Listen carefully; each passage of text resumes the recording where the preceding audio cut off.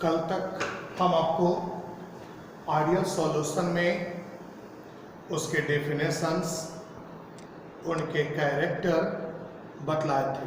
मतलब जैसा कि कल मैंने आपको बतलाया था आइडियल सॉल्यूशंस के बारे में,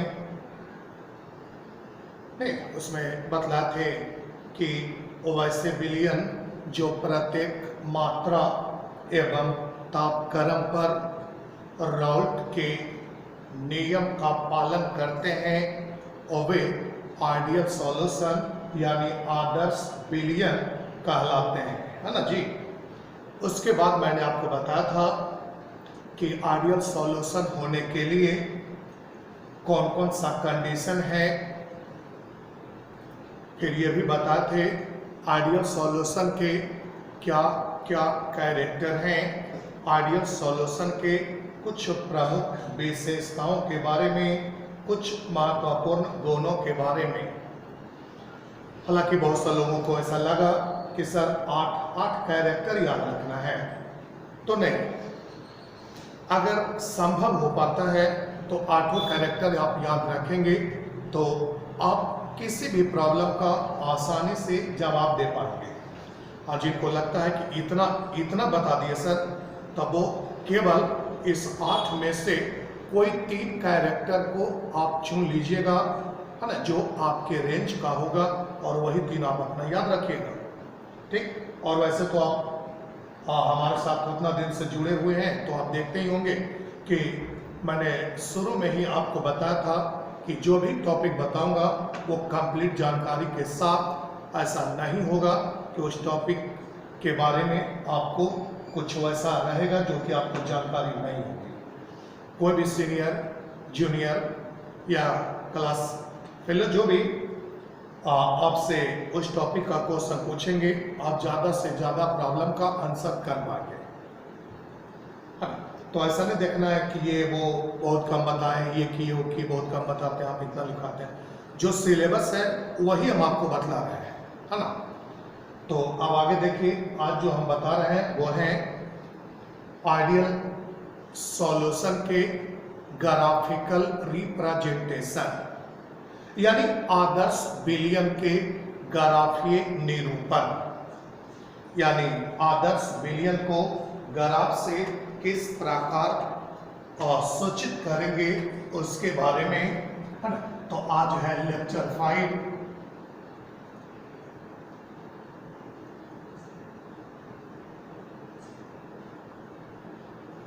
ये है लेक्चर 5 आज, सॉरी लेक्चर 6 होगा।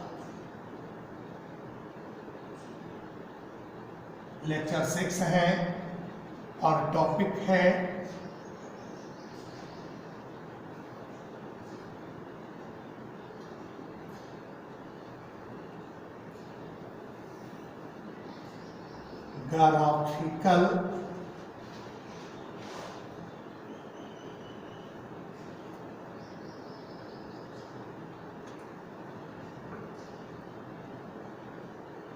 Graphical representation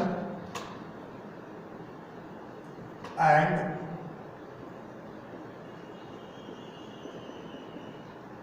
examples of ideal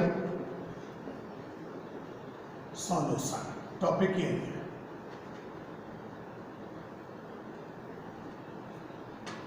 यानी आज हम आपको बताएंगे आदर्श विलयन के ग्राफीय निरूपण और उनके उदाहरण के बारे में, है ना। तो सबसे पहले हम आपको बताएंगे, ये रहा ग्राफिकल रिप्रेजेंटेशन। ग्राफिकल रिप्रेजेंटेशन यानी ग्राफीय निरूपण। अब इन्हें कि पूछे सर किसका ग्राफीय निरूपण, तो मैंने तो बता रखा है, वहां पे हेडिंग दे दिया आदर्श विलयन के ग्राफीय निरूपण, यानी आदर्श विलयन को ग्राफिकली आप किस प्रकार से पहचान सकते हैं, किस प्रकार से सूचित कर सकते हैं, उसके बारे में देखिएगा। बोर्ड पर ही ग्राफ का रिप्रेजेंटेशन हम आपको बता रहे हैं, कोई ग्राफ का पेज नहीं यहाँ पे देखिएगा।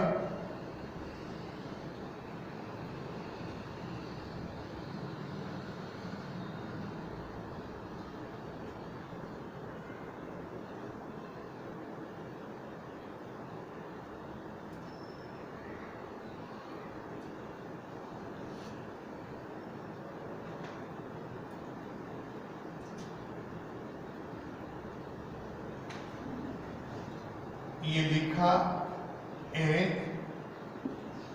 और ये है बी, यहां लिख दिए मोल फ्रैक्शन, या फिर इधर ही पूरे में लिख देते हैं। ये है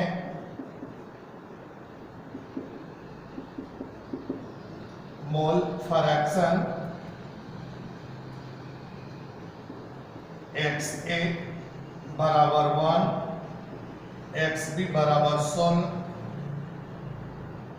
और ये है XA बराबर 0, XB बराबर 1। ये और वो दोनों मोल फ्रैक्शन है। और ये है वेपर प्रेशर, वेपर प्रेशर, यानी एक तरफ ए बनाया, एक तरफ बी बनाया। ए के नीचे है XA, क्योंकि ये कंपोनेंट ए है, तो यानी कंपोनेंट ए है तो कंपोनेंट ए का मोल प्रभाज्य भी है, कंपोनेंट बी है तो कंपोनेंट बी का मोल प्रभाज्य है। तो आपको अचानक से ऐसा लगा होगा कि सर आपने तो क्लास में बताया था कि किसी भी किसी भी विलयन में मौजूद सभी अवयव के मोल प्रभाज्य का योग 1 होता है, और किसी भी अवयव किसी विलयन में मौजूद किसी भी अवयव के मोल प्रभाज्य का मान हमेशा 1 से कम होता है। तो फिर आपने यहाँ 1 क्यों लिखा, क्या यही ना जी? तो जानकारी के लिए हम बता रहे हैं कि वो सही है कि किसी भी विलयन में मौजूद कोई भी अवयव के मोल प्रभाज्य हमेशा 1 से कम होंगे। फिर भी मैंने यह 1 इसलिए लिखा क्योंकि यहाँ पर कंपोनेंट ए है, और मैंने ये समझाने का कोशिश किया कि ये कंपोनेंट ए है, इसका मतलब यहाँ अवयव ए की ही ज्यादा से ज्यादा मात्रा है, यानी 0. अगर यहाँ पर 1 नहीं लिखे तो आप समझ सकते हैं कि समझिए 0.9999 है ना।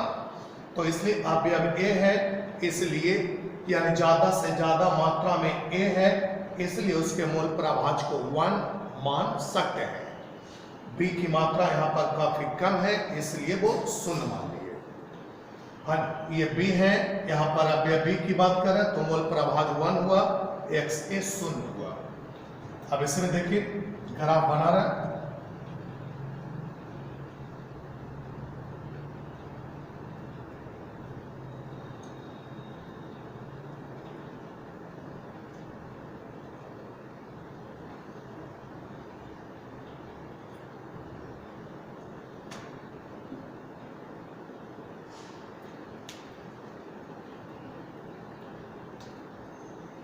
ये है PB,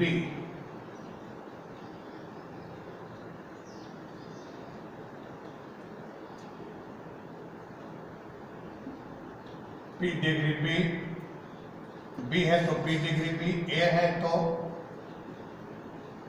P डिग्री है, तो PB बराबर P degree B into XB, और यह है PA बराबर P degree A into XA, और यह है total vapour pressure of solution P। देखिए ध्यान से, फिर से हम क्लियर कर दे रहे हैं। अभी A की मात्रा ज्यादा से ज्यादा है, B की मात्रा वहां पे है, तो मोल प्रभाज 1 और ये शून्य हुआ। यहाँ B है तो B 1 हो गया, ये शून्य हो गया। ये कंफ्यूज नहीं होइएगा कि सर यानी दोनों मिला करके 1 होता है। तो आपको बताते कि किसी बिलियन में मौजूद किसी भी अवयव के मोल प्रभाज हमेशा 1 से कम होते हैं, लेकिन मैंने कहा कि अवयव की ज्यादा से ज्यादा मात्रा है, इसलिए मोल प्रभाज को मैंने 1 मान लिया, इसको नगण्य मान लिया। यहाँ पर अवयव भी है, अतः इनकी ज्यादा मात्रा होने के कारण इनकी हिस्सेदारी, इनके मोल प्रभाज, मोल अंश को 1 मान लिए, A को 0। अब A के अपर साइड में लिख दिया P degree A। P degree आप कल पढ़े थे, vapour pressure of pure component A, और यह है vapour pressure of pure component B। फिर ये जो है ये मिटा गया, ये X लिखा हुआ है। तो यानी ध्यान से देखिएगा, बहुत सारे आपको सीनियर बतला सकते हैं, या आप कंफ्यूज हो सकते हैं कि यहाँ पर A है तो ये PA ना होगा सर, नहीं। अगर आपको लगता है कि PA होगा तो आप तो लिखेंगे P डिग्री इंटू X है। तो खुद सोचिए कि अगर आप यहाँ PA लिखते हैं तो सामने में तो मिलता है P डिग्री P और X भी, X है तो यहाँ पर है ही नहीं, इसका मतलब ये डेफिनेटली निश्चित रूप से PB होंगे, तब ना होगा PB बराबर P degree B into XB। बहुत से लोग कहेंगे कि ये तो A है तो सामने तो A ना होगा जी, PA ना होगा, लेकिन ऐसा नहीं है ना, क्योंकि अगर आप यहाँ पे PA करेंगे तो फ्रंट पे भी चाहिए P डिग्री A और X है ना।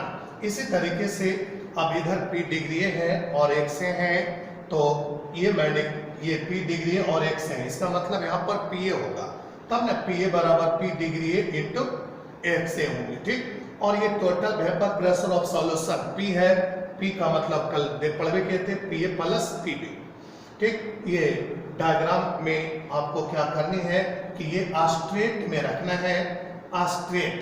अगर स्ट्रेट से थोड़ा भी ऊपर जाएगा या थोड़ा नीचे रह जाएगा तो वो आइडियल नहीं रहेंगे और वो नॉन आइडियल हो जाएंगे, स्पष्ट है।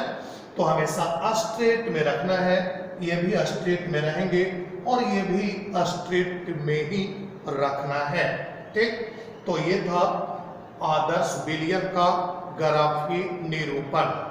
अब हम आपको बताएंगे यानी आइडियल सॉल्यूशन के एग्जांपल्स के बारे में, है ना। तो इसके बाद हम आपको वही बतलाएंगे।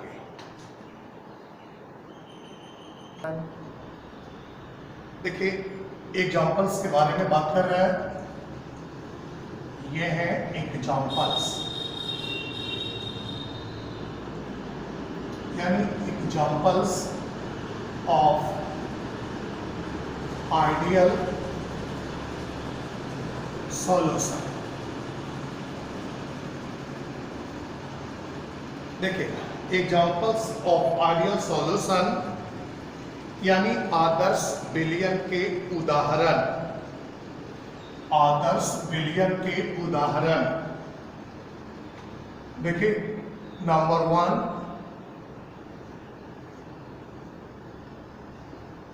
Benzene and toluene. टॉलिन का मतलब आप जानते हैं मिथाइल बेंजीन, जानते हैं जी nomenclature, benzene, toluene. Number 2 chloro benzene and bromo benzene, bromo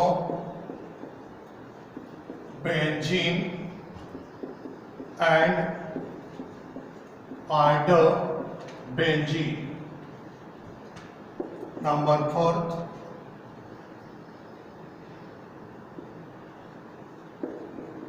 methyl chloride and methyl bromide. Number 5 methyl bromide and methyl iodide. Number 6 methyl iodide and ethyl iodide. Number 7 propyl chloride and butyl chloride. Number 8 methyl alcohol and ethyl alcohol. Number 9 ethyl alcohol and propyl alcohol. Number 10 carbon tetra chloride and silicon tetra chloride इत्यादि। आप chlorous sir इतना लिख दिए, समझ में तो आया नहीं किससे किससे लिख दिए।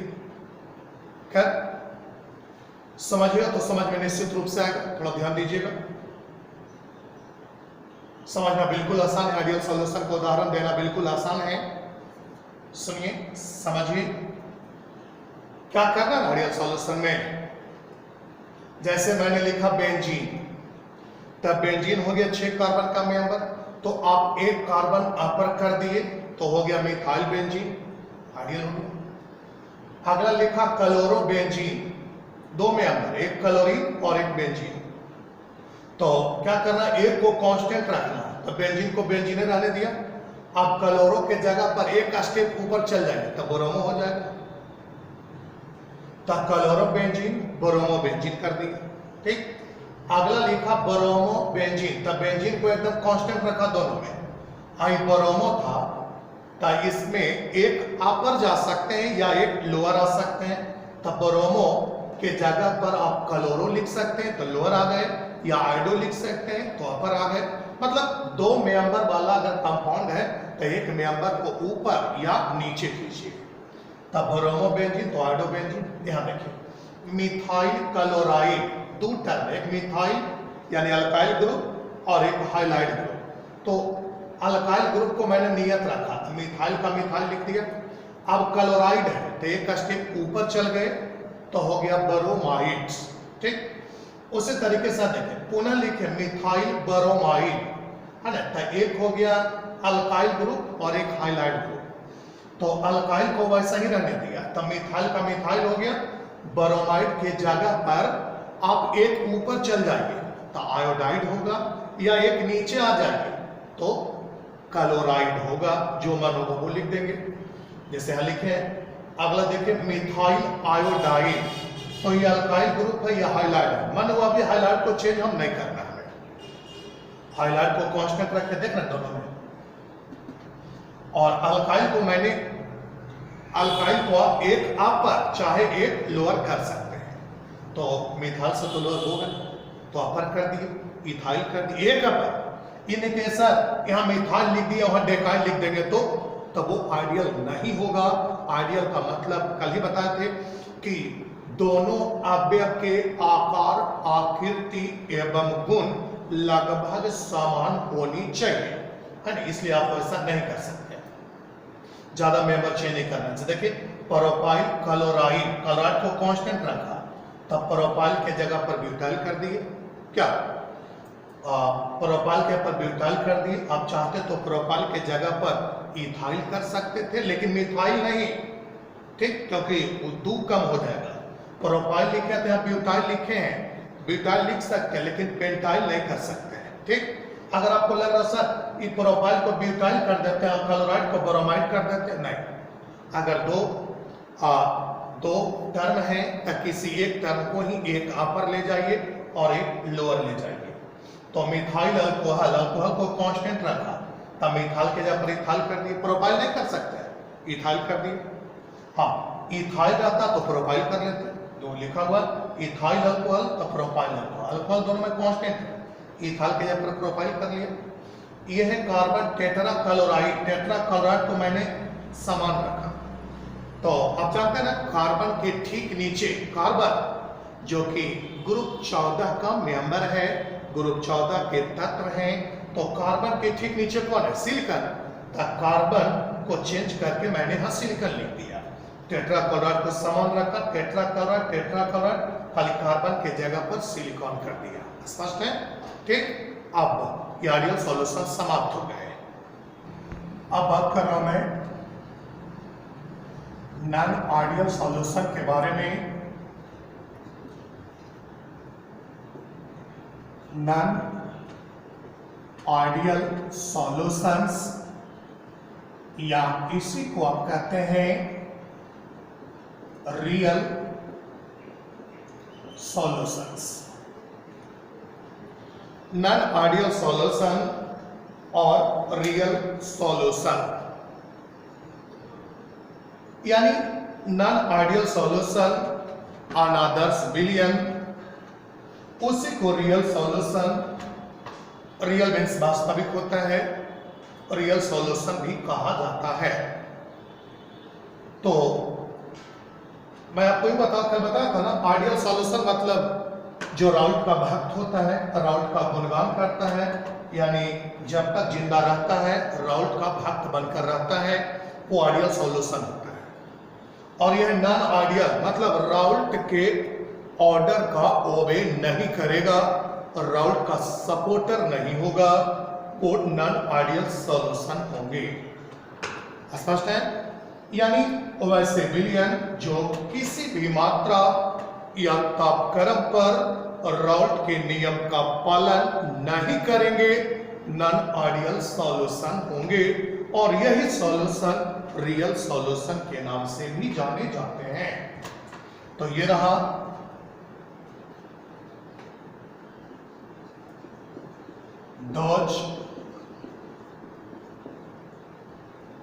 those solution of which do not obey, those solution of which do not obey Raoult's law at any concentration and temperature, which do not obey Raoult's law at any concentration and temperature are called non-ideal solutions। ठीक, जो हिंदी लिखेंगे वो ये रहा, वैसे billion जो किसी भी सांद्रता, वैसे बिलियन जो किसी भी सांद्रता, सांद्रता यानी मात्रा, जो किसी भी सांद्रता एवं तापक्रम पर, जो किसी भी सांद्रता एवं तापक्रम पर राउल्ट के नियम का पालन नहीं करते हैं, जो किसी भी मात्रा एवं तापक्रम पर राउल्ट के नियम का पालन नहीं करते हैं, अनादर्श विलयन कहलाते हैं, अनादर्श विलयन कहलाते हैं। लिख लिए? ठीक। अब इसमें बात कर रहे हैं कि एक नॉन आइडियल सॉल्यूशन होने के लिए कौन से कंडीशन चाहिए। ठीक। लेकिन ये ध्यान रखिए, अगर आपसे को पूछा या एग्जाम वाला पूछता है कि नॉन आइडियल सॉल्यूशन को डिफाइन करें तो यहीं तक लिखे जाएंगे। डिफाइन नॉन आइडियल सॉल्यूशन तो बस इतना लिखना है, एग्जाम्पल देनी है, एग्जाम्पल मैं भी दूंगा लेकिन डिफिनेशन इतना ही तक हुआ। बाकी कंसेप्ट के लिए हम आपको बता, जैसे देखिए आइडियल में कंसेप्ट दिए तब ना 10 एग्जाम्पल दिए जी। अगर आप वही कंसेप्ट से एग्जाम्पल बनाते हैं तो 10 क्या 10 100 एग्जाम्पल आप दे सकते हैं। तो वही कंसेप्ट के लिए मैं आपको आगे बता रहा हूं। और बाकी तो मेरा जानते ही हैं, जब भी हम एग्जाम्पल देते हैं तो एकदम तब तक बोर्ड नहीं भर जाए तब तक एग्जाम्पल देना है ना। बाकी आपकी इच्छा, आप कितना याद रख पाते हैं, कितना समझ पाते हैं। लेकिन अगर समझ में आ जाता है तो कोई प्रेशर नहीं होगा, आप आसानी से ध्यान रख पाएंगे। तो अब बात कर रहे हैं, देखिएगा पारा चेंज करके कहेंगे, यानी ये कहना चाह रहे हैं कि इन नॉन आइडियल सॉल्यूशन यानी अनादर्श विलयन में मौजूद दोनों अवयव के आकार, आकृति एवं गुण असमान होते हैं। कहेंगे in non ideal solution molecular shape in non-ideal solution molecular shape,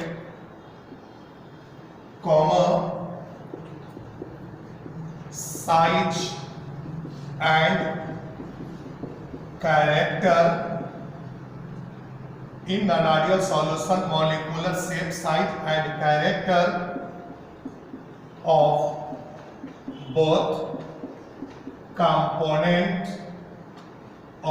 both components present in it becomes different। यानी मैंने कहा कि non ideal solution molecular shape, size and character of both component present in it becomes different। यानी मैंने इसका, यानी हम आपको इसका हिंदी बोल दे रहे हैं, जो लिखेंगे हिंदी लिखेंगे। अनादर्श विलयन में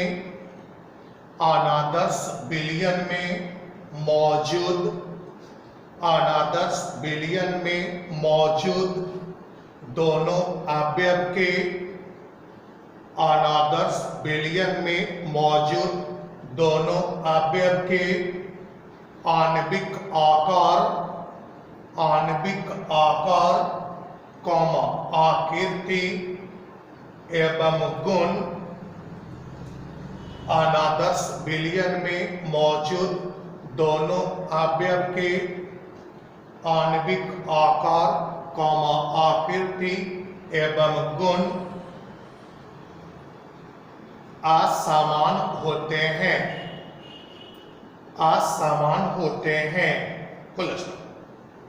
अब इसमें यूं कर रहा है कि इन एडिशन ऑफ दिस, इसके साथ ही अनादर्श विलयन होने के लिए इनमें मौजूद दोनों अवयव के बीच लगने वाले आकर्षण बल का मान शुद्ध अवयव के अणुओं के बीच लगने वाले आकर्षण बल से अलग होना चाहिए। चाहे वो आकर्षण बल ज्यादा हो या कम हो, अगर बराबर रहा तो वो क्या होंगे, आइडियल होंगे, है ना। तो ये पैरा चेंज करके मैं बता रहा हूं, in addition of this for in addition of this for being non ideal solution. In addition of this, for being non-ideal solution, force of interaction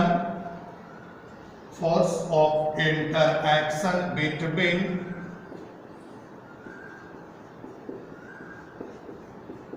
both component, force of interaction between both component should be different from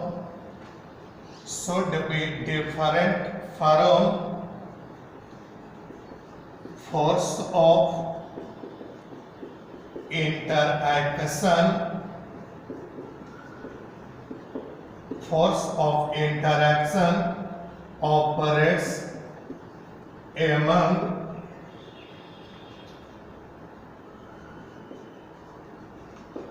molecule of pure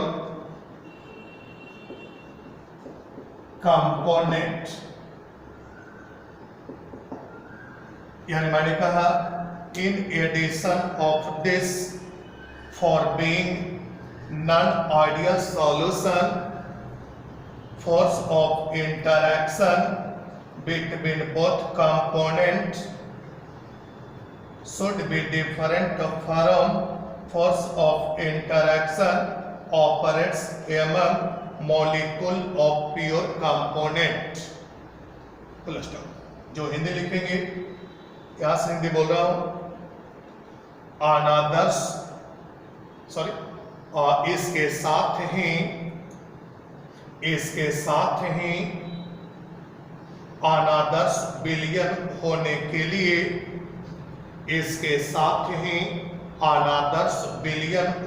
के लिए, दोनों अवयव के बीच लगने वाले आकर्षण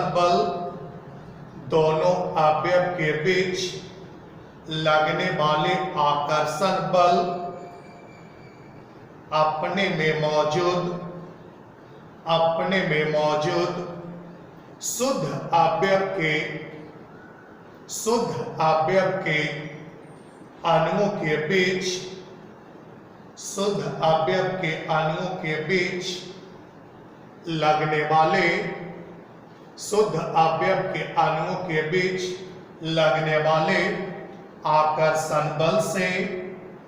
शुद्ध अवयव के अणुओं के बीच लगने वाले आकर्षण बल से, अलग होने चाहिए। लिख लिए? ठीक। देखिए इसमें ये बता रहा है, फॉर एग्जाम्पल, थोड़ा फास्ट इसलिए आप चल रहे हैं कि आज हमें थोड़ा कहीं निकलना है, इसलिए बस टाइम हो रहा है, इसलिए थोड़ा सा देखिए। कहेंगे फॉर एग्जाम्पल, यानी उदाहरण के तौर पर, यदि ए बी प्रकार के दो अवयवी विलयन जिनमें ए हाइफन बी के बीच लगने वाले आकर्षण बल शुद्ध ए हाइफन ए एवं शुद्ध बी हाइफन बी के बीच लगने वाले आकर्षण बल से अलग होंगे, तो ऐसे विलयन निश्चित रूप से अनादर्श होंगे। यानी पैराचिन्ह करके स्टार का चिन्ह क्यों लिखना है? For example, A B type of binary, for example, a big type of binary solution in which interaction between AB becomes interaction between AB becomes different from interaction between pure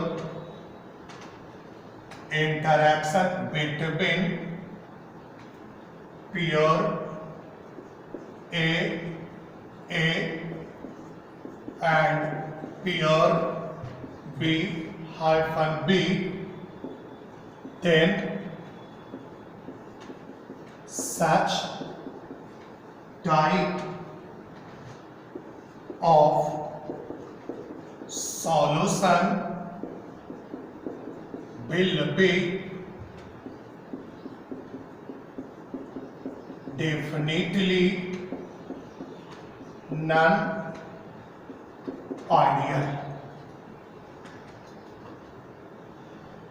यानी का for example A B type of binary solution in which interaction between AB becomes different from interaction between pure A and pure B, then such type of solution will be definitely non-ideal। Hindi रहा, उदाहरण के तौर पर A B इस type से लिखना, A B प्रकार के द्विआव्ययी विलयन, ए बी प्रकार के द्विआव्ययी विलयन जिनमें ए हाइफन बी के बीच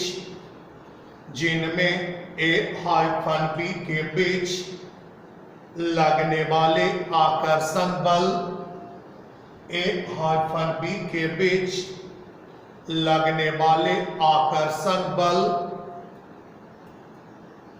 शुद्ध ए हाइफन ए एवं शुद्ध बी हाइफन बी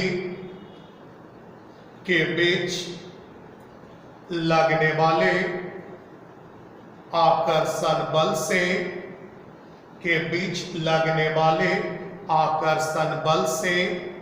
अलग होते हैं, के बीच लगने वाले आकर्षण बल से अलग होते हैं, तो ऐसे विलयन निश्चित रूप से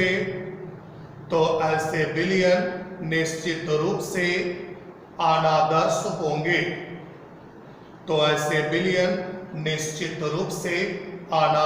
होंगे, full stop.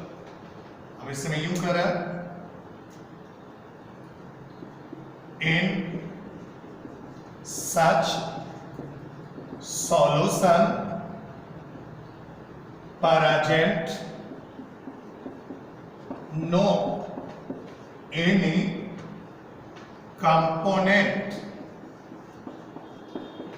obey Raoult's law।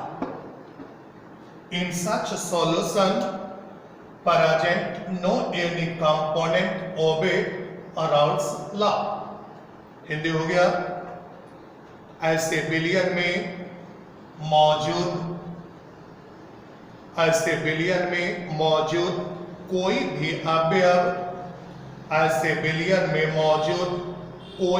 अवयव राउल्ट के नियम का पालन नहीं करते हैं।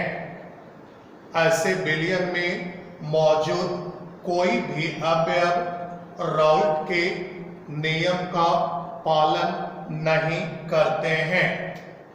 Full stop.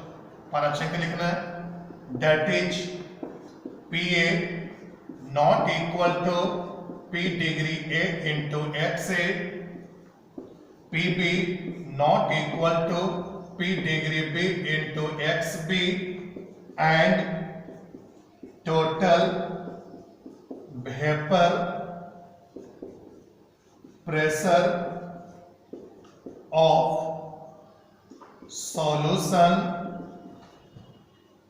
total vapor pressure of solution P बराबर PA प्लस PB